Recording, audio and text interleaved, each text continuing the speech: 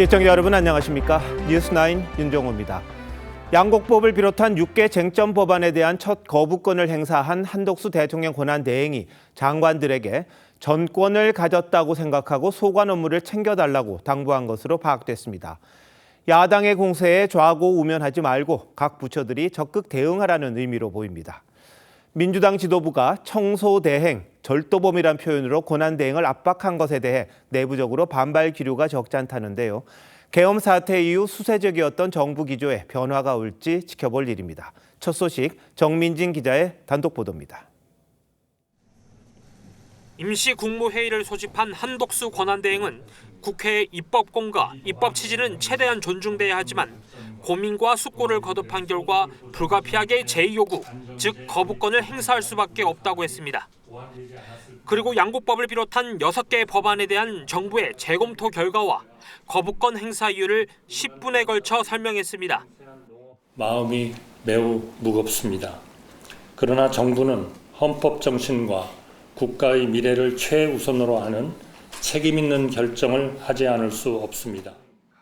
이어 비공개로 전환된 회의에서 한 권한대행은 각 장관들이 정권을 가졌다 생각하고 소관 업무를 챙겨달라고 당부한 것으로 알려졌습니다. 여권 관계자는 정치권의 거센 공세가 있더라도 헌법과 법률이란 국정 기준에 따라 적극 대응하라는 뜻이라고 전했습니다. 특히 민주당 지도부에서 권한대행을 향해 청소대행이란 표현이 나온 것에 대해선 강한 반발 기류도 감지됩니다. 청소대행은 청소가 본분입니다.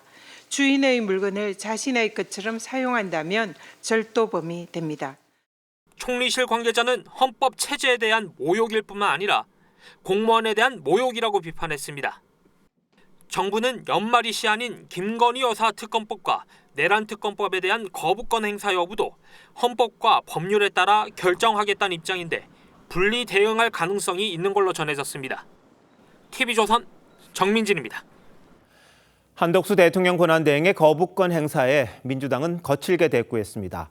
마지막 경고라며 선을 넘지 말라고 했는데 특검법에 대해 어떻게 할지에 따라 탄핵 여부를 판단하겠다는 뜻으로 보입니다. 이광희 기자가 보도합니다. 한덕수 권한대행의 거부권 행사 이후 민주당은 격앙된 반응을 보였습니다. 내란 부역으로 판단되는 즉시 끌어내리겠다며 선을 넘지 말라고 경고했습니다. 윤석열 시즌2입니까? 한덕수 권한대행이 아직도 누구를 따라야 하는지 모르는 것 같습니다. 하지만 앞서 예고했던 탄핵 추진까진 일단 가지 않겠다는 방침입니다. 민주당의 한 의원은 한덕수 대행이 계엄 사태 이전에 이미 해당 법안들에 대한 제의를 요구했던 만큼 말을 뒤집긴 쉽지 않았을 것이라 했습니다. 거부권 행사를 일부 인정하는 게 여당의 헌법재판관 임명 반대 논리를 반박할 수 있는 명분이 될 거란 판단도 깔린 걸로 보입니다. 다만 김건희 특검법과 내란 특검법까지 거부권을 행사할 경우 탄핵 추진을 적극 검토하겠다는 입장입니다. 일종의 레드라인이란 겁니다. 거부권 행사는 국민의 뜻이 아니라 내란 숙의 윤석열의 뜻을 따르겠다는 선언입니다. 국민의힘은 헌법에 따른 책임 있는 결정을 한 것이라며 탄핵을 빌미로 정부를 흔들지 말라고 했습니다. 탄핵으로 으름장 놓는 폭력적인 협박 정치를 당장 중단하길 바랍니다. 오만한 발상을 버릴 것을 촉구합니다. 그러면서 탄핵이 기각되면 탄핵안을 발의하고 표결한 의원을 직권남용으로 처벌하는 법안을 발의하자며 역공에 나섰습니다. TV조선 이광입니다. 윤석열 대통령의 40년 지기죠. 석동현 변호사가 기자회견을 열었습니다. 윤 대통령과 직접 소통한다면서 윤 대통령은 내란 의도가 전혀 없었고 국회의원 체포 지시는 하지도 않았다고 했습니다. 다른 관계자들의 진술과는 차이가 좀 있죠. 제대로 진실을 밝혀야겠습니다. 성민혁 기자입니다. 윤석열 대통령 변호인단을 돕고 있는 석동현 변호사가 내외신 기자회견을 잇따라 열었습니다. 석 변호사는 윤 대통령과 직접 만나 소통하고 있다며 내란죄가 성립하지 않는다고 주장했습니다. 예고하고 하는 내란이 어디 있나? 그만두라고 그만두는 내란이 어디 있나? 이런 생각을 하시고 윤 대통령이 국회의원을 체포하거나 끌어내란 지시를 하지 않았다고 했습니다. 대통령이 체포 채자도 얘기한 적도 없을 뿐만 아니라 계엄에 동원된 군 지휘부의 증언과는 엇갈립니다. 의결 정족수가 아직 다 안 채워진 것 같다. 빨리 문을 부수고 들어가서 안에 있는 인원들을 끄집어내라. 석 변호사는 수사기관 출석 여부는 변호인단이 구성된 후에 밝힐 것이라고 했습니다. 구속된 김용현 전 국방부 장관은 두 번째 옥중 입장문을 통해 반국가 세력을 척결하기 위한 계엄이라며 검찰이 불법 수사로 국군을 모욕하고 있다고 주장했습니다. TV조선 성민혁입니다. 윤 대통령은 헌법재판소가 보낸 탄핵 서류를 아직 받지 않고 있습니다. 헌재는 우편과 인편으로 서류를 보낸 내역을 상세하게 공개하며 윤 대통령을 압박했습니다. 계속 서류를 받지 않으면 받은 걸로 간주하는 방안까지 검토하고 있다고 합니다. 정준영 기자의 보도입니다. 헌법재판소는 세 차례 용산 대통령실과 한남동 관저로 탄핵 심판 서류를 우편으로 보냈습니다. 하지만 대통령실에선 대통령이 없다는 이유로 관저에선 경호처가 수취를 거절했습니다. 오늘 오전 계엄 국무회의 회의록 등을 내라는 준비 명령을 우편으로 발송했지만 이 역시 받지 않았습니다. 결국 헌재 직원들이 어제와 오늘 대통령 관저를 거듭 찾아갔지만 결과와는 마찬가지였습니다. 윤 대통령은 서류를 받고 나서 7일 내 답변서를 내야 하는데 이대로 가면 오는 27일 첫 변론 준비기일까지 낼 수 없을 거란 전망이 나옵니다. 헌법재판관 전원은 오늘 윤 대통령 탄핵 사건을 논의하는 첫 평의를 열었습니다. 오늘 평의에서 그런 소날 간주 여부에 대해서 논의가 될지도 좀 여쭙고 싶었는데. 그건 그 평의 결과를 공보관한테 들어보시는 게 좋을 것 같습니다. 헌재는 윤 대통령이 계속 서류를 안 받으면 신속한 탄핵 심리를 위해 서류를 받은 걸로 간주하는 조치를 취하는 방안을 검토 중입니다. TV조선 정준영입니다. 경찰이 계엄 주동자로 의심하고 있는 노상원 전 정보사령관을 구속한 뒤 첫 조사를 했습니다. 어제 TV조선이 단독 보도했던 암살조 HID 운영에 개입한 혐의를 집중 조사한 걸로 알려졌습니다. 현직도 아닌 전직 사령관이 지시를 하고 이를 받아들였다면 참 어처구니 없는 일이죠. 주원진 기자가 보도합니다. 경찰은 어젯밤 노상원 전 정보사령관을 내란 중요 임무 종사 혐의로 구속했습니다. 경찰은 노 전 사령관이 민간인 신분임에도 정보사령부 병력을 움직여 정치인 체포조를 운영하고 성관이 장악을 시도한 주동자로 보고 있습니다. 특히 노 전 사령관이 요인 암살에 투입되는 국파공작원 HID 부대를 직접 운영했다고 보고 계엄 당일 암살조 등을 운영했는지 조사한 것으로 알려졌습니다. 야당도 노 전 사령관을 핵심 인물로 지목하고 HID 병력 38명이 성관이 직원 납치 임무를 맡았다고 주장했습니다. 과장들하고 핵심 실무자 30명을 무력으로 제압을 하고 케이블 타이로 손목과 발목을 묶고 두건을 씌워서 비완 벙커로 데리고 오라. 검찰은 계엄 당일 노 전 사령관 지시를 받고 판교 정보사 사무실에서 대기한 이 기갑여단장을 참고인으로 불러 조사했습니다. 파주에 있는 이 기갑여단은 서울에 탱크 등을 동원할 수 있는 부대입니다. 수사기관에서 최근에 조사를 받은 것으로 저도 알고 있는데 사실 여부에 대해서는 수사를 통해서 확인돼야 할 것으로 생각합니다. 경찰은 내란 혐의로 구속한 조지호 경찰청장과 김봉식 서울경찰청장의 신병을 내일 검찰에 넘길 예정입니다. TV조선 주원진입니다. 계엄을 선포하기 전에 육사와 영남 출신 장성들로 TF 구성을 시도한 김용현 전 국방장관의 측근이 있다는 사실 열흘 전쯤 전해드렸습니다. 이 측근이 바로 노상원 전 사령관이었습니다. 당시 저희 취재진에게 계엄 연루 사실을 강하게 부인했지만 김 장관 취임 후에 인사에 영향력을 행사했고 현역 시절엔 직속 부하의 생년월일을 따질 만큼 명리학에도 심취했다고 합니다. 어떤 사람인지 이채영 기자가 알아봤습니다. 민간인 신분의 노상원 전 정보사령관이 국방부 내 계엄 상황관리 TF를 꾸린다며 영남 태생의 육사 출신 소장급 인사를 추천받고 다닌 건 계엄 전날과 당일입니다. 계엄 이틀 전 경기 안산의 한 햄버거집에서 문상호 정보사령관 등을 만나 사전 모의한 정황이 경찰 수사로 드러났지만 노 전 사령관은 체포 전 TV조선 취재진에게 관련 사실을 부인했습니다. 분들이 김용현 장군 내가 옛날에 같이 근무했으니까 줄 좀 서려고 그런 소리 했겠지. 한 정부 소식통은 노 전 사령관에 대해 김용현 국방장관 취임 후 인사 민원이 있으면 이야기하라며 주변을 과시하는 모습을 보였다고 전했습니다. 육군사관학교에 수석 입학한 뒤 주로 보병부대에서 근무해온 노 전 사령관은 박근혜 정부 청와대 군사관리관을 지낸 뒤 777 부대 사령관과 정보사령관 등 정보 파트에서 승승장구한 걸로 전해졌습니다. 2018년 여군 성추행 사건으로 불명예 전역했지만 김 전 사령관을 통해 군 내부에 영향력을 행사해온 걸로 보입니다. 복수의 군 관계자들은 노 전 사령관이 현역 시절 전속 운전병 등을 뽑을 때 생년월일을 물어본 걸로 안다며 전역 후에도 명리하게 심취한 모습을 보여 도사 같다는 이야기를 주변에서 들었다고 전했습니다. TV조선 이채연입니다.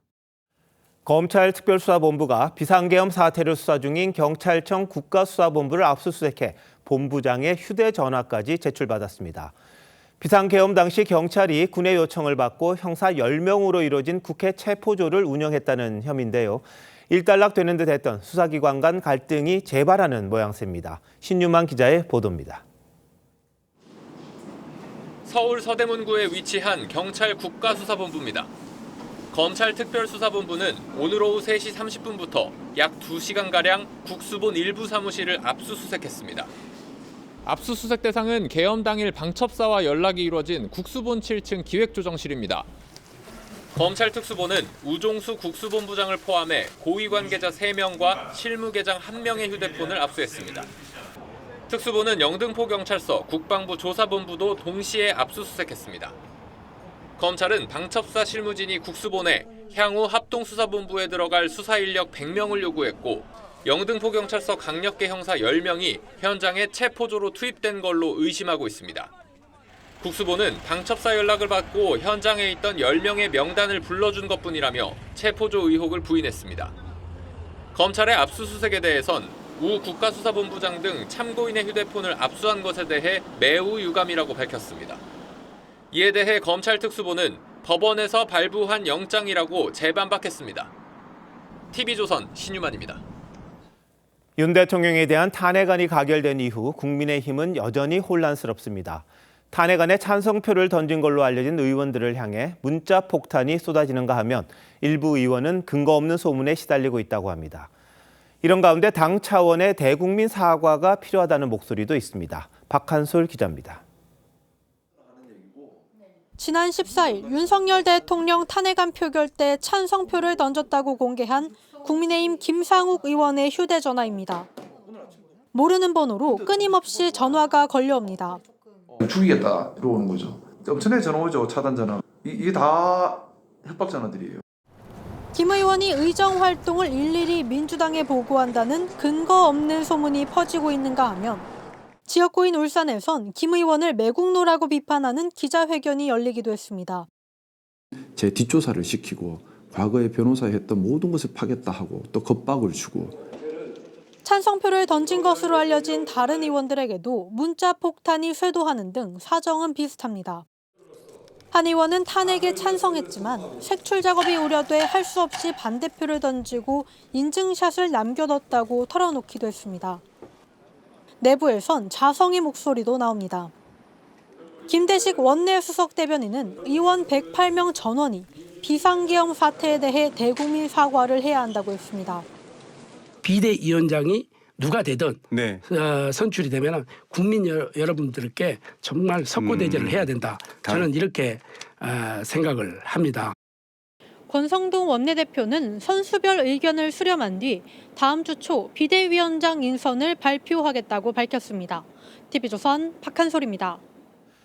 비상계엄 선포 당일 국민의힘 의원들의 단체 대화방 전문을 어제 단독으로 보도해드렸었죠. 추경호 전 원내대표가 당시 상황에 대해 입장을 밝혔습니다. 윤 대통령과 통화를 하고 난 다음에 의원들에게 국회로 모이라고 공지를 했다며 일각에서 제기하는 표결 방해 의혹을 반박했습니다. 다만 친한계는 표결에 왜 불참했는지 여전히 납득할 수 없다고 합니다. 한송원 기자의 단독 보도입니다. 추경호 전 원내대표가 비상계엄 당일 윤석열 대통령과 처음 통화했다고 주장한 시간은 밤 11시 23분입니다. 비상계엄이 선포되고 1시간쯤 지난 시점입니다. 추 전 원내대표는 이 통화가 이뤄진 지 10분 뒤인 밤 11시 33분 의원들에게 국회로 모여달라는 공지를 보냈고 곧바로 당사를 나와 국회로 향했다고 했습니다. 일각에서 주장하는 것처럼 표결을 방해하려는 목적이었다면 국회로 이동하지도 국회 소집 공지도 하지 않았을 거란 얘기입니다. 하지만 친한계에선 추 전 원내대표가 국회 안에 있으면서도 표결에 불참한 건 여전히 납득하기 어렵다고 주장했습니다. 이어 새벽 0시 3분 한동훈 전 대표와 추 전 원내대표 간 통화가 이뤄졌는데 당시 한 전 대표는 원내대표실에 있는 의원들과 함께 본회의장에 와달라고 했지만 추 전 원내대표는 본회의장이 아닌 다른 곳에서 모여 논의를 먼저 하자는 취지로 말한 걸로 알려졌습니다. 의원들과 함께 소통을 계속 한다 이런 차원에서 계속 기다렸습니다. 불참하게 된 건 제 판단은. 양측은 이 같은 입장 차에도 더 이상 공개적으로 사실관계를 다툴 생각은 아닌 것으로 알려졌습니다. TV조선 한송원입니다. 이화영 전 경기부지사가 항소심에서도 징역형을 선고받았습니다. 재판부는 이 전 부지사가 쌍방울 그룹으로 하여금 이재명 당시 경기지사의 방북 비용 수백만 달러를 대납하도록 했고 쌍방울 측으로부터 수억 원대의 뇌물을 받은 원심을 인정했습니다. 형량은 조금 줄었다는데 왜 그런 건지 김준석 기자가 보도합니다. 대북송금은 쌍방울이 대북 사업권을 확보하기 위한 것이고 이재명 당시 경기지사가 아닌 김성태 전 회장의 단독 방북을 추진하기 위한 것이다. 수원거법 형사 1부는 이화영 전 경기부지사 측의 이 같은 주장을 하나도 받아들이지 않았습니다. 재판부는 경기도가 방북 초청을 요청할 시기에 쌍방울 관계자들이 대거 외화 밀반출을 시작했다며 이 지사의 방북 비용을 대신 지급한 것이라고 인정했습니다. 또 이 전 부지사의 대납 요청이 없었다면 김 전 회장이 북한 인사를 접촉할 이유가 없었다며 경기도를 대신해 스마트팜 조성 비용을 대납한 사실도 원심 판결을 유지했습니다. 김 전 회장과 안부수 전 아태평화 교류 협회장 등의 진술이 검찰 공소 사실에 부합하고 거짓 진술을 할 이유도 없다고 했습니다. 재판부는 이 전 부지사가 쌍방울로부터 법인카드와 차량 등 수억 대의 뇌물과 정치자금을 받은 것도 유죄로 판단했습니다. 다만 대북 비용 대납을 강요하지는 않았고 뇌물수수 이후 정치인으로서 추가로 부정행위를 하지는 않았다며 1심보다 1년 10개월 감형한 징역 7년 8개월을 선고했습니다. 이 전 부지사 측은 기소 자체가 불법이라며 대법원에 상고하겠다고 밝혔습니다. 부지사님께서 조작된 수사라고 명확하게 말씀하셨고 유감이고 받아들일 수 없다라고 하셨으니까요. 상고 의지라고 저는 판단을. 검찰도 이 전 부지사가 반성은커녕 허위 주장으로 사회적 혼란을 야기하는데도 감형한 것은 수긍하기 어렵다며 상고 의지를 드러냈습니다. TV조선 김준석입니다. 오늘 재판 결과는 공범으로 적시된 이재명 민주당 대표 재판에도 영향을 줄 수밖에 없습니다. 동전의 양면처럼 범죄 증거와 사실관계가 똑같이 적용되기 때문인데요. 이 전 부지사가 주장해온 술판 회유 주장을 법원이 배척한 것도 이 대표에게는 불리하게 작용할 걸로 보입니다. 김예나 기자가 이어서 설명합니다. 지난 6월 검찰이 불법 대북 송금 혐의로 기소하자 이재명 대표는 터무니없다고 했습니다. 국정원의 보고서에 분명히 이게 쌍방울의 대북 사업을 위한 송금이다. 주가 조작을 하고 있다. 하지만 이화영 전 부지사 항소심 재판부는 김성태 전 쌍방울 회장이 주가 부양을 기대하긴 했지만 이 전 부지사의 요청이 없었다면 대북 사업을 시작하지 않았을 것이라고 했습니다. 이 대표 방북을 위한 대북 송금이란 걸 인정한 겁니다. 이 전 부지사 1, 2심 재판부가 주요 증거와 사실관계를 인정하면서 이 대표 1심 재판에도 영향을 줄 전망입니다. 이재명 대표 입장에서는 당연히 악영향이 예상이 되죠. 새로운 증거가 나오지 않는 이상 다른 판단을 하기는 쉽지 않잖아요. 재판부는 검찰이 연어 술 파티를 열어 위증을 회유했다는 이전 부지사 주장에 대해서도 실제 회유가 있었는지 의구심이 들고 진술에 영향을 받을 수 있다는 점도 납득하기 어렵다고 했습니다. 이 대표가 재판부 기피 신청을 해서 대북송금 1심 재판은 아직 본격 시작도 못한 상태입니다. TV조선 김예나입니다. 이재명 민주당 대표는 선거법 사건 2심 재판 서류를 받지 않는 식으로 지연 전략을 쓴다는 비판을 받아왔습니다. 결국 법원이 어제 국회로 사람을 보내 서류를 전달하면서 일단 재판은 시작하게 됐습니다. 하지만 이게 끝은 아니라고 합니다. 어떤 사정인지 한지은 기자가 보도합니다. 이재명 민주당 대표 의원실이 있는 국회의원회관입니다. 서울고법은 어제 이곳에 집행관을 보냈습니다. 지난 9일 이후 2차례 이 대표 집으로 항소심 사건 접수 통지서를 우편으로 보냈지만 반송되자 결국 사람을 보낸 겁니다. 그러니까 그 송달이 안 된 이유가 고의적인 수령 거부잖아요. 그렇게는 평가하기는 쉽지 않은 상태인 것 같습니다. 이 대표는 집에 사람이 없어 받지 못했던 것이라고 했습니다. 이 대표 측은 재판 고의 지연 주장은 악의적 프레임이라고 비판했지만 이 대표는 아직 변호인도 선임하지 않았습니다. 1심 징역형 선고 뒤 당 차원의 대응까지 검토하던 분위기가 확 바뀐 겁니다. 이 대표는 통지서를 수령한 시점부터 20일이 되는 다음 달 7일까지만 항소이유서를 내면 됩니다. 여당은 침대 축구식으로 재판 지연을 한다고 비판했습니다. 재판 지연의 의도가 없다면 항소이유서 기한인 20일을 꽉 채울 필요도 없을 것입니다. 검찰은 법원이 신속하게 진행할 거라 기대한다며 주 2, 3회 집중 심리도 검토할 필요가 있다고 밝혔습니다. TV조선 한지은입니다. 선거법 위반 1심에서 당선 무효용을 받은 이재명 대표가 대법원의 판결에 따라 정치 운명이 갈리게 됩니다. 탄핵 심판의 시기가 함께 돌아가고 있는 상황에서 이 대표 재판 어떻게 되는 건지 김주영 기자와 따져보겠습니다. 김 기자, 이 대표 선거법 위반 재판과 윤석열 대통령 탄핵 심판이 동시에 굴러가고 있는데 뭐가 먼저 나옵니까? 네, 법정 기한대로면 이재명 대표 최종 선고가 탄핵 심판보다 빨리 나올 수 있습니다. 공직선거법에 정해진 기한대로면 이 대표 2심 판결은 내년 2월 안에, 대법원 판결은 5월 안에 나와야 합니다. 헌법재판소의 대통령 탄핵 심판은 법적으로는 최장 180일까지 가능한데요. 이 기간을 다 채운 뒤 현재 결정해서 윤 대통령이 만약 파면되면 다음 대선은 60일 이내 7, 8월쯤에 치러집니다.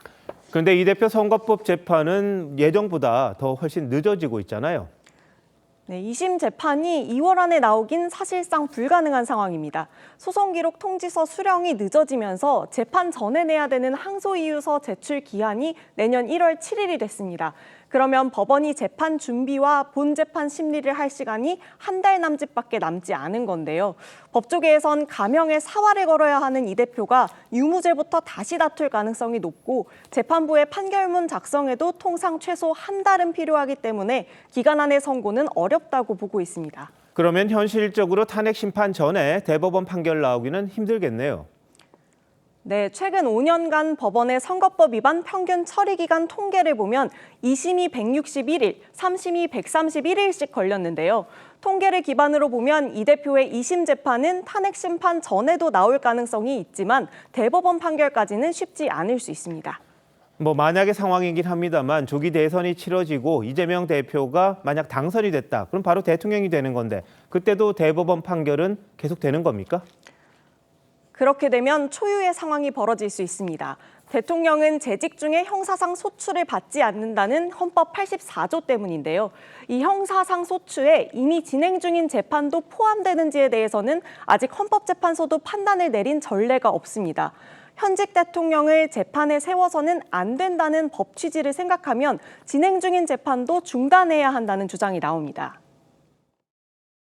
국가의 원수로서 국가의 상징이자 집행부의 수반인 대통령을 형사법정에 세우지 마라라는 것이 법 취지인 것으로 보입니다. 이미 공소 제기되었다라고 한다면 형사재판은 절차가 중지되어야 할 것으로 생각이 됩니다. 하지만 문구 그대로 새로운 기소만 안 되고 이미 진행 중인 재판은 중단되지 않는다는 해석도 있습니다. 이런 해석대로 재판을 진행했다가 1심과 같은 당선 무효형이 확정되면 당선직을 잃게 됩니다. 재직 중 형사상 소출을 받지 않는다고 되어 있기 때문에 해석상으로는 대통령이 되기 전에 기소가 돼서 재판하고 있었다 그러면 대통령이 됐더라도 헌법 조문에 의하면 재판할 수 있다는 겁니다. 네, 섣불리 단정할 수는 없습니다만 초유의 사태가 이렇게 저렇게 많다 보니까 앞으로 어떻게 될지 알 수가 없는 그런 상황이군요. 논란이 커질 수밖에 없겠습니다. 김 기자, 잘 들었습니다.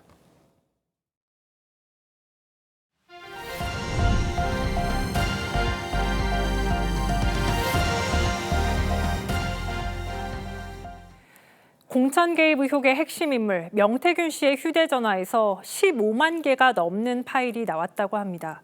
검찰이 분석 중인데 김건희 여사에게 여론조사 결과를 보낸 메시지가 나왔고 명 씨를 모른다고 한 홍준표 대구시장과 주고받은 메시지도 나온 걸로 전해졌습니다. 이성진 기자입니다. 민주당은 지난달 명태균 씨가 김건희 여사와 수시로 문자 메시지를 주고받는다는 녹취를 공개했습니다. 문자는 하루에 한 2,000통, 3,000통은 기본입니다. 명 씨 측 변호인은 검찰이 복구한 명 씨의 휴대전화에서 2021년 4월에서 5월 김 여사에게 보낸 메시지가 나왔다고 밝혔습니다. 당시 잠룡이었던 윤석열 대통령과 다른 후보와의 가상 대결 여론조사 내용이라는 겁니다. 링크 해가지고 보내준 거 있잖아. 여론조사 결과 그럼 몇 프로 이런 것들이야. 변호인은 또 명 씨를 모른다고 한 홍준표 대구시장과 주고받은 문자도 나왔다고 전했습니다. 특히 홍 시장이 무소속 국회의원 때 명 씨를 통해 복당을 시도한 증거가 있다며 거짓말을 하지 말라고 거듭 경고했습니다. 들어오면 무고로 대응하겠습니다. 은행을 태산같이 신중하고 무겁게 해야 됩니다. 앞서 홍 시장은 남 변호사의 복당 부탁 주장에 사실이 아니라며 허위사실 공표와 명예훼손으로 고발하겠다고 했습니다. 명 씨의 휴대전화에서는 통화 녹취와 메시지 등 총 15만 5천 개가 넘는 파일이 복구됐습니다. 검찰은 이 가운데 지난 대선 경선 기간에 생성된 파일부터 분석하고 있는데 명태균 리스트로 거론된 다른 정치인들과 관련된 내용들도 나올 가능성을 배제할 수 없습니다. TV조선 이성진입니다. 지난 대선 당시 윤석열 캠프에서 활동했던 무속인 건진법사의 구속 여부가 이르면 오늘 밤 결정됩니다. 2018년 지방선거 때 공천을 돕는 대가로 불법 자금을 받은 혐의인데요. 여기서 끝이 아닐 듯합니다. 검찰은 이 자금이 정치권으로 흘러갔는지 들여다보고 있습니다. 조윤정 기자입니다. 건진법사 전모 씨가 구속영장 실질 심사를 받기 위해 호송차에서 내려 법원으로 향합니다. 윤석열 대통령 부부와의 관계나 불법 정치자금을 받았는지 등 취재진 질문에 입을 꾹 닫았습니다. 정치자금 왜 받았습니까? 받은 정치자금 검찰은 전 씨가 2018년 지방선거 당시 자유한국당 경북 영천시장 후보 공천을 미끼로 1억여 원을 받은 걸로 보고 있습니다. 당시 경선에 참여한 사람은 3명이었는데 2명은 군품을 준 적이 없다고 했고 나머지 1명은 휴대폰 전원을 꺼놓은 상태입니다. 당시 금품을 건넨 혐의를 받는 예비 후보는 경선에서 떨어졌고 영천시장은 무소속 후보가 당선됐습니다. 하지만 검찰은 건진법사의 휴대폰 세대와 태블릿 PC를 분석해 돈의 출처를 조사하고 있습니다. 전 씨가 받은 자금이 정치권으로 전달됐는지 유력 정치인과 교류했는지 등을 추적하고 있습니다. 전 씨는 검찰에 기도비 명목으로 받았고 돈 일부를 돌려줬다며 혐의를 부인하고 있습니다. 전 씨의 구속 여부는 오늘 밤 늦게나 내일 새벽쯤 결정될 예정입니다. TV조선 조윤정입니다. 윤석열 정부의 핵심 사업이죠. 동해 심해가스전 개발 사업, 이른바 대왕고래 프로젝트 시추 작업이 드디어 시작됩니다. 어렵게 1차 시추 비용을 마련해 탐사에 들어가지만 이 시추에서 성과가 나오지 않으면 향후 추가 시추는 장담하기 어렵습니다. 박상현 기자입니다. 경북 포항 영일만항에서 50km 떨어진 해역. 동해 심해 가스전 이른바 대왕고래를 시추하기 위한 웨스트 카펠라호가 자리를 잡았습니다. 시추선은 오늘 밤 늦게나 내일 새벽부터 본격적인 탐사에 들어갑니다. 시추선이 정확한 시추 포인트에 위치하도록 포지션 작업을 해왔고 고착에 들어갈 예정입니다. 시추는 수심 1.2km의 해저면을 2km가량 뚫고 들어가 시료를 채취하는 작업으로 2달 정도 걸릴 전망입니다. 대왕고래 외에도 유망구조 4-5곳에서 탐사 시추를 벌일 예정이지만 비용이 문제입니다. 당장 1차 시추 비용으로 1,000억여 원이 들지만 야당이 내년 시추 예산을 거의 대부분 삭감하면서 결국 석유공사가 자체 조달해야 하는 상황입니다. 2차부터는 해외 투자처를 알아보고 있지만 탄핵 변수 속에 이마저도 여의치 않습니다. 이 때문에 1차 시추에서 석유나 가스가 발견돼도 매장량이나 품질이 예상치에 못 미칠 경우 사업 진행 자체가 어려울 수 있을 거라는 전망도 나옵니다. 첫 번째 시추공 결과에 따라서 후속 시추공의 어떤 좀 탄력을 받을 수 있는지 여부가 상당히 좀 불투명하다. 그렇게 저는 예상을 하고 있습니다. 탄핵 폭풍 속에 탐사를 개시한 대왕고래 프로젝트. 첫 시추 성공 여부에 자원개발 사업에 사활이 걸렸습니다. TV조선 박상현입니다. 한국수력원자력이 루마니아 원전 설비를 개선하는 사업 계약을 따냈습니다. 2조 8천억 원 규모입니다. 체코 원전처럼 새 원전을 짓는 사업이 아니라 노후화된 원전을 리모델링하는 사업도 처음으로 수주하게 된 건데요. 이게 어떤 의미인지 오현주 기자가 보도합니다. 1996년부터 29년째 가동 중인 루마니아의 체르나보다 원전 1호기입니다. 3년 뒤면 운영 허가 기간이 끝나는데 이 노후 원전의 압력관 등을 통째로 드러내고 새 것으로 바꾸는 리모델링 사업을 한국과 캐나다, 이탈리아로 구성된 컨소시엄이 수주했습니다. With over 50 years of experience in nuclear power plant operations and project management. 총 사업비 2조 8천억, 한수원의 몫은 1조 2천억 원에 달합니다. 한국이 해외 원전의 설비 개선 사업을 수주한 건 처음입니다. 체르나보다 원전과 같은 원자로인 월성 1호기를 성공적으로 수리한 경험이 기술력을 입증해줬습니다. 그 안에 칼란드리아 튜브를 새 걸로 교체를 해야 되는데 카나다에서는 몇 차례 실패를 했어요. 근데 우리 기술은 단박에 성공을 했거든요. 이번 수주는 신규 원전 건설뿐 아니라 노후 원전의 설비 개선 사업이라는 새로운 분야에서 수출의 장을 열었다는 데 의미가 있습니다. 한수원은 내년 2월부터 한전, 두산 에너빌리티, 삼성물산과 함께 주기기 교체와 방사성 폐기물 저장 등 인프라 시설 구축에 나섭니다. TV조선 오현주입니다. 간밤에 미국 중앙은행이 앞으로 금리 인하를 더디게 할 거라고 예고했습니다. 이에 투자 심리가 위축되면서 한미 증시도 하락했고 원달러 환율은 금융위기 이후 처음으로 1,450원을 돌파하며 강달러 현상은 더 심해졌습니다. 내수 진작이냐 물가 안정이냐 한국은행의 고민이 깊어지고 있습니다. 최수용 기자입니다. 간밤에 미국 중앙은행은 예상대로 기준금리를 0.25%포인트 내렸습니다. 하지만 미국 시장이 견조하다는 판단 아래 내년 금리 인하 전망을 당초 4회 인하에서 2회로 줄인 게 공포심을 자극했습니다. We can therefore be more cautious as we consider further adjustments to our policy rate. We know that reducing policy restraint too fast or too much could hinder progress on inflation. 파월의 매파적 발언에 미국 뉴욕 증시는 일제히 급락했고 국내 증시 역시 코스피와 코스닥이 2% 가까이 하락하는 등 차갑게 얼어붙었습니다. 연일 최고가를 경신하던 비트코인도 6% 가까이 폭락하며 10만 달러 선이 붕괴됐습니다. 금리 인하 속도가 늦어지는 만큼 당분간 킹달러가 예상되면서 원달러 환율은 장중 1,453.2원까지 치솟았습니다.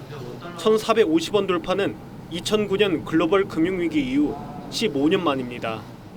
문제는 환율 급등으로 수입 물가가 오르면 소비자 물가마저 자극할 수 있다는 점입니다.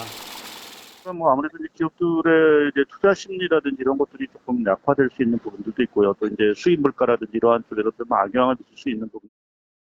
계엄 사태로 가뜩이나 차갑게 식어버린 소비 심리 회복도 쉽지 않아 보입니다. 일부에선 한국은행이 내수 진작을 위해 다음 달부터 기준금리를 내릴 거라고 관측했지만 이번 연준의 결정과 환율 급등으로 물 건너갔다는 평가가 나옵니다. TV조선 최수영입니다. 대법원이 통상임금의 범위를 보다 폭넓게 인정하는 판결을 내렸습니다. 11년 만에 기존 판례를 뒤집은 건데요. 통상임금 범위 확대로 근로자들이 받는 수당과 퇴직금도 늘어나게 되는데 노동계는 환영했고 경영계는 우려를 표했습니다. 김도형 기자입니다. 현대자동차 근로자들은 일정 기간 이상 근무해야만 받을 수 있는 조건부 상여금을 통상임금으로 인정해달라고 소송을 냈습니다. 하급심은 원고 패소로 회사 측 손을 들어줬습니다. 하지만 대법원은 조건부 상여금도 통상임금에 해당한다고 최종 결론 내렸습니다. 조건의 전부나 성취 가능성과 관계없이 통상임금에 해당합니다. 통상임금의 인정 범위가 늘어나면 이를 토대로 정하는 근로자 수당과 퇴직금의 규모도 커지게 됩니다. 노동계와 재계의 반응은 엇갈렸습니다. 논란을 종식시킨 대법원 판결을 환영하고요. 기업들의 경영 환경은 더욱 악화될 것입니다. 앞서 재계는 조건부 정기 상여금이 통상임금으로 인정되면 우리 기업들이 연간 6조 8천억 원의 인건비를 추가 부담해야 한다고 분석한 바 있습니다. TV조선 김도영입니다. 젤렌스키 우크라이나 대통령이 북한군 시신으로 보이는 영상을 공개하고 미국 당국이 사상자가 수백 명 규모라고 공식 확인한 적이 있었습니다. 오늘 국정원은 사상자 규모를 좀 더 구체적으로 밝혔는데 장성급을 포함해 최소 100명의 북한군 사망자가 발생했고 부상자도 1000여 명에 달한다고 합니다. 구민성 기자의 보도입니다. 총 달린 드론이 눈 덮인 평원 위에서 병사들을 하나하나 저격하고 병사들이 그대로 쓰러집니다. 우크라이나가 공개한 드론 공격 영상으로 국정원이 북한군 피해 규모를 처음으로 국회에 보고했습니다. 사망자는 장성급 포함 최소 100여 명, 부상자도 1000여 명에 달할 것으로 추정했습니다. 최대한 보수적으로 그 수치를 분석하고 있기 때문에 100여 명 이상이라고 이렇게. 외신에서의 200명 사망설과 추정치가 다른 이유에 대해선 최대한 보수적으로 분석한 것이라고 했습니다. 앞서 전문가들은 북한군이 산악 지역이 아닌 개활지에 투입돼 소위 총알바지로 희생될 것이라고 전망했는데 현실화된 겁니다. 또 드론 공격에 대한 대응력 부족으로 피해 규모가 커지면서 추가 파병 가능성까지 거론됩니다. 폭풍군단 내에서 추가 병력 차출설이 돌고 있고 김정은의 훈련 참가 준비 정황이 포착되고 있어서 국정원은 추가 파병이 이루어질 경우 러시아가 북한에 현대식 무기를 제공할 것이라고 분석했습니다. 야당은 계엄 사태로 고발된 국정원장에게 보고받을 수 없다며 정보위에 불참했습니다. TV조선 구민성입니다. 한국의 조기 대선이 현실화될 경우 대선 결과에 따라 한국 외교가 중대한 시험대에 오를 거란 전망이 나왔습니다. 특히 트럼프 당선인은 지난 4년 동안 한국보다 북한을 훨씬 더 많이 언급했습니다. 워싱턴에서 이태영 특파원이 보도합니다. 미 정치 전문 매체 폴리티코는 민주당 이재명 대표가 집권하면 한미일 삼각협력이 위험에 처할 수 있다고 지적했습니다. 이 대표는 중국에 대해 매우 다른 견해를 갖고 있다며 중국 대만 갈등에 대해 잘 있는 중국에 쓸데없이 시비를 걸어 악화시킬 필요가 없다는 발언을 주목했습니다. 프랭크엄 미국 평화연구소 연구원은 이 대표가 워싱턴에 익숙한 접근 방식을 택하지 않고 한미일 협력에 대한 약속도 뒤집을 가능성이 있다고 주장했습니다. 일본도 한일 관계의 변화 가능성에 대비하고 있습니다. 日本政府として韓国国内の一連の動きについては特大かつ重大な関心を持って注視をしております。 트럼프 2기 출범 뒤도 녹록치 않습니다. 트럼프 당선인은 지난 4년 동안 공식 석상에서 한국보다 북한을 3배가량 더 언급한 것으로 나타났습니다. 더욱이 한국에 대한 언급은 외교안보가 아닌 방위비 분담금 같은 거래적 관점이 대부분이었습니다. 한미일 안보 협력이 위기를 맞았다는 지적이 나오는 가운데 정치적 혼란이 지속될 경우 외교 무대에서 한국이 소외될 수 있다는 우려가 커지고 있습니다. 워싱턴에서 TV조선 이태형입니다. 이번 계엄 사태로 일부 기업들은 난감한 상황에 놓였습니다. 계엄을 논의했다는 장소로 지목된 햄버거 프랜차이즈를 향해선 패러디 콘텐츠가 쏟아지는가 하면 탄핵 지지 집회를 지원한 연예인이 광고 모델인 기업들은 불매운동 움직임에 시달리고 있습니다. 주재용 기자입니다.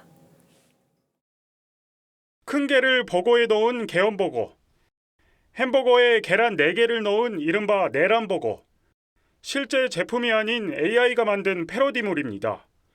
전현직 정보사령관들이 비상계엄 전 경기도의 한 햄버거 매장에서 회동했다는 것이 알려지면서 이 업체의 성지순례, 계엄 세트 등 비아냥 섞인 댓글이 쏟아졌습니다.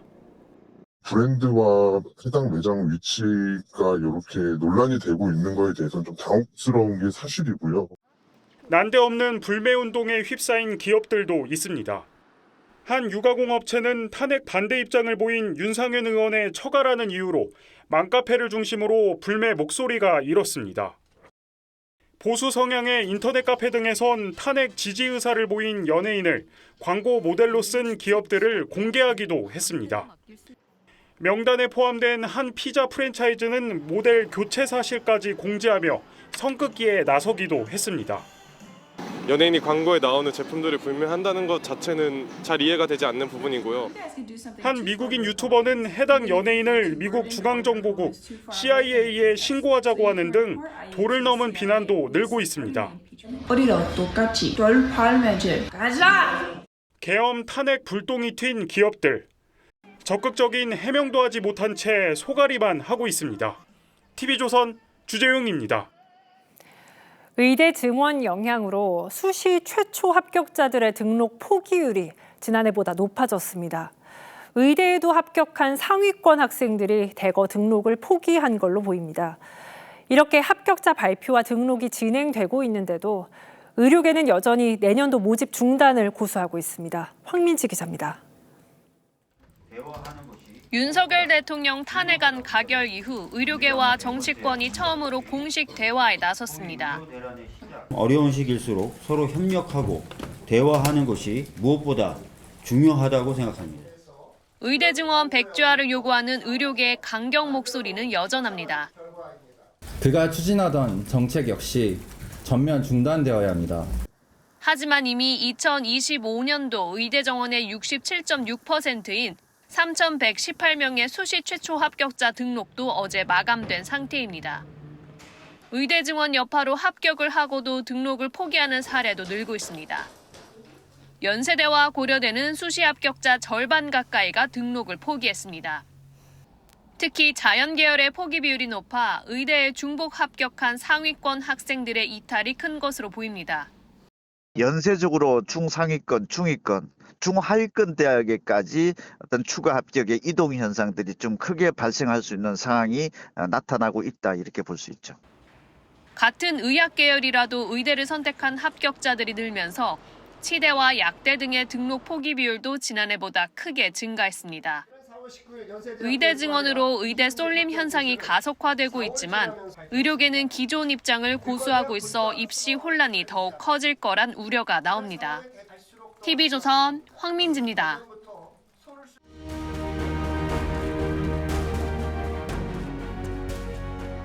But I'm a very good technical astrologer. I know how to schedule time. 퀴글리는 20년 가까이 레이건 부부의 귀를 붙잡았습니다. 레이건이 저격당하고 열흘 뒤 부인 낸시가 백악관 부실장에게 남편의 석 달치 스케줄을 달라며 말했습니다. 퀴글리에게 물어봤다면 저격을 피했을 텐데. 며칠 뒤 낸시가 날짜를 찍어 군중 행사를 하지 말라고 해 따랐다고 합니다. 퀴글리는 핵 군축 회담에도 관여했습니다. Because of my reading of Gorbachev's horoscope. And I also chose the time when Air Force One would depart from Geneva. 러시아 마지막 황제를 쥐고 흔든 망국의 라스푸틴, 수도사를 자처한 사이비 심령술사였죠. 미친 수도승, 괴승, 요승으로 불렸습니다. 검찰에 체포된 전모 씨는 자칭 법사입니다. 불도에 통달하고 청정한 수행으로 교화하는 고승 행세를 했습니다. 속세에 사는 제가 법사도 있습니다만 요즘엔 무속인도 법사라고 하는 세상입니다. 전 씨는 자신의 혐의에 대해 공천 경선 승리를 기도해준 값이라고 주장합니다. 그는 윤석열 대선 캠프 조직과 김건희 여사 코바나 컨텐츠의 고문을 지냈습니다. 대선 도전을 조언했고 국사가 될 거라고 했답니다. 나라의 스승, 진울 의천과 동급이란 겁니다. 별명이 뭐였냐면 지리산 도사였어요. 명태균 씨는 김 여사와 영적 대화를 나눴답니다. 청와대 가면 죽는다고 말렸다지요. 지리산 도사는 건진법사 그리고 역술인 천공과 신경전을 벌였습니다. 누가 건진법사 덕분에 공천받았다더라. 나를 죽이려고. 천공 같은 사람은 우리가 볼 때 어린애다. 세상의 스승을 자처한 천공은 손바닥에 왕자를 쓰라고 한 장본인으로 지목됐었습니다. 어제 윤 대통령이 실패한 게 아니라고 역성까지 들었습니다. 김 여사도 빠지지 않습니다. 웬만한 무당은 내 사주 못 본다. 내가 무당 사주를 봐준다. 그 기자의 손금을 봐주며 민망한 얘기를 주고받은 영상까지 공개됐습니다. 무속과 점술이 권력 주변뿐 아니라 심장부까지 활개친 나라.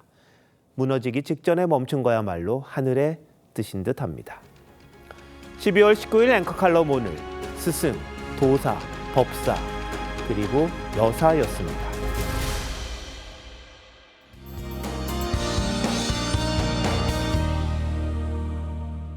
여러분은 겨울 간식거리 하면 어떤 게 가장 먼저 떠오르시나요? 저는 날이 워낙 춥다 보니 오늘 찐빵 같은 따끈한 간식거리가 생각나는 하루였는데요. 내일은 오늘보다 비교적 추위가 덜하겠지만 서쪽 지역을 시작으로 모레는 전국 대부분 지역에 눈과 비가 내리겠습니다. 울릉도와 독도에 5에서 20, 수도권과 충북 북부에 3에서 8, 강원과 전북 동부에 3에서 10cm의 적설이 예상되고요. 모레 새벽부터 오전 사이 중부지방 과 전북 동부에 강한 눈이 내리며 대설특보 가능성도 있겠습니다. 내일 중부지방은 먼지 농도도 높게 나타나겠습니다. 내일 아침 기온은 서울과 대구 영하 2도로 예상되고요. 낮 기온은 서울이 영상 4도, 안동이 영상 7도로 오늘과 비슷하겠습니다. 주말이자 절기 동지 오후부터 다시 찬 공기가 내려오면서 강추위가 나타나겠습니다. 날씨였습니다. 12월 19일 목요일 뉴스9 마칩니다. 시청해주신 여러분 고맙습니다.